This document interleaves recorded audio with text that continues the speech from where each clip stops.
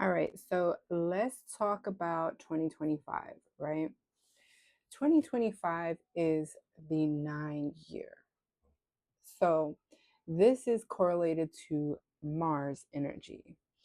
And when we are looking to see how this energy is going to work in our favor and how we're going to benefit of it, we have to look at our chart. Now, there is a few different areas to pay attention to. There is the current transit, where it is currently transiting through your houses throughout the year, because this is Mars energy. So you want to pay attention to the Mars energy, right? There might be a fourth. We'll get to that last. So the first part is we want to pay attention to the area that it's currently transiting. We'll say current, let me write that down.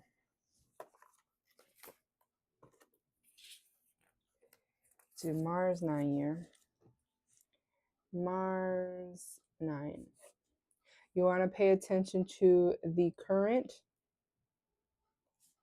transiting houses that Mars is transiting. Now, funnily enough, Mars has been a retrograde for, I believe we started off the year with Mars in retrograde. Let me see. Go back to January. Let me go back to January.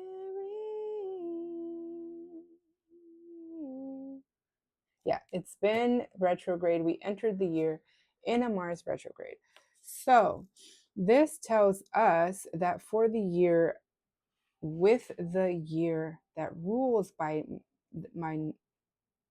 that's ruled by Mars, that there's going to be the theme of this year is going to be going back to physical things that we need to change and go back to and retry again. Now this could be your physical body, anything to do with health, anything to do with ambitions, anything to do with tactical planning, because Mars is the tactical planning, anything to do with facing fears or being courageous. This has to do with wars. This has to do with guns. This has to do with, if you think of just the warrior type energy, this is what is coming back up for the year 2025 in the Mars year. So this started in Leo going backwards, right? So the fact that it started in Leo gives us a little bit of solar flare. So flare, not as in the solar flare, actually the sun actually flaring. I'm talking about flare energy. So this means that this is dealing with, it has to do with also ego.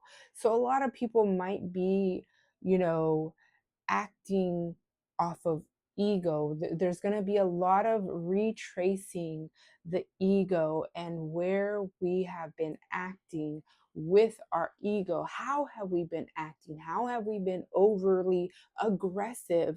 How have we been underly aggressive? So this is challenging us to face that aspect of ourselves. Also, where have we been not shining? Because Leo is where have we not been creative? Where have we not been showing off our talents? And then it goes back into Cancer, which deals with our emotions. Mars doesn't like dealing with Cancer.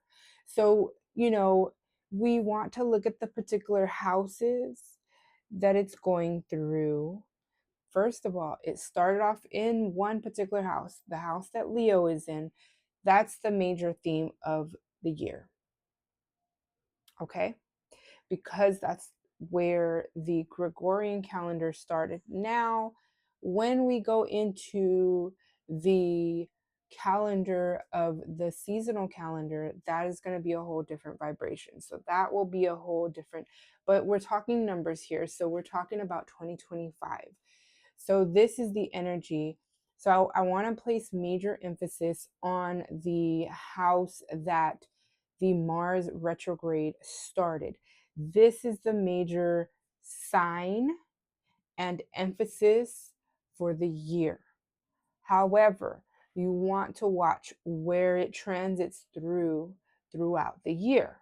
So this is going to be like watching it in real time, where the energy and emphasis is going to be for your particular life. Now, that's the first one. The current transits. You want to look at your natal placement Mars. Natal Mars in your natal chart. Where is Mars in your chart? These are going to be things and themes that are going to be highlighted and brought up for you. What sign is it in? What house is it in? These are going to be potential things that are going to be coming to your awareness. Now, mine, for instance, is in my 9th house. This is the house of travel, traveling over anything over 3 hours, 3 to 5 hours. That's traveling further than the 3rd house. The 3rd house is about 3 to 5 hours. So, anywhere between there and more is when we begin to shift into the 9th house. This is also different cultures. This is our belief system, the house of our belief system. So this is where I'm going to potentially be active in my belief system, also doubling down in my belief system, sharing, teaching. This could be a teacher, a guru, the fact that, I have my Mars, I might be teaching something to do with the body, or, just like this is also activist energy. I might be completely, or advocate, activist, advocate. I might be strongly advocating for particular, beliefs of my own, and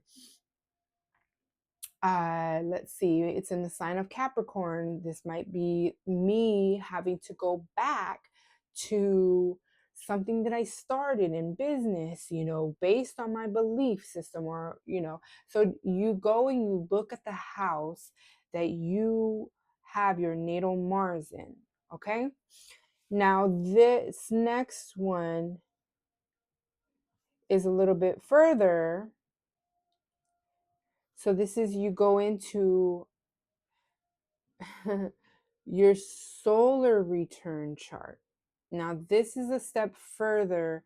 There is a chart where you can look at the energy of your year based on your birth date, on what the energy is going to bring you for the next year. And so the solar return, you want to go look at, where is the Mars in that one? So that's going to give you the flavor of Mars as well, of what the themes, we're just looking at different themes that are going to be coming up. So you have your current transiting, the house that it began in when 2025 hit. For me, that was the 4th house. So you want to write these down. In the sign of Leo. For everyone, it was in the sign of Leo, but everyone's house is different. For me, my natal Mars is in the 9th house, and it's in the sign of Capricorn. The solar return, my solar return, of course, let me see. It was in the sign of Leo. Yes, it was in the sign of Leo in the 12th house. Leo.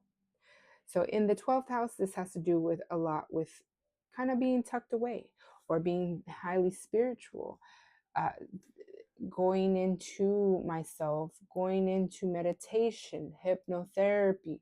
This is a lot of potentially foreign travel, or, astral travel. People don't talk about that one relating to the 12th house. A lot of dreaming, working with dreams. So this is a lot of the 12th house. A lot of 12th house is highly mediumship, the 12th and the 8th, but the 12th is more like higher connection, more being more, becoming more sensitive, energy sensitive, you know. This is connecting to the energy of the other side. So those are the three ones that you want to pay attention to for the year of 2025. Now, if you want to take it one step further, now this is only for some people. The last one that you need to pay attention to for Mars, well, you can also, there's actually two more. You can also look into, it goes so deep. If you want to look at relationships, the synastry, how this is going to be affecting you and your partner, the composite, how it's going to be affecting your relationship within itself, what's going to be the themes that are going up there. I forgot. I forgot which was the last one that I was going to share. Alrighty, so let me know how this is going for you. Which chart is your Mars? Is the Mars which?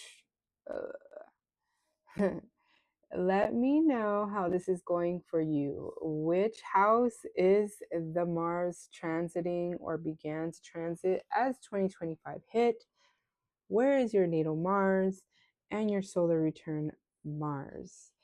And comment down below, to the side, wherever. How has this Mars been treating you? Because Mars is the theme for 2025 and will continue to be the theme of this year. Until the next one, I hope that you are having a great year and that this year really helps you to make those changes that you need to make, and that you keep moving. Even though it started in a retrograde year, it's going to go forward. And so we're going to be able to make these, start implementing these changes and in the areas of our lives. So by the end of this year, we're going to be completely different than we were at the beginning. So I look forward to hearing the comments, and I will see you on the next one.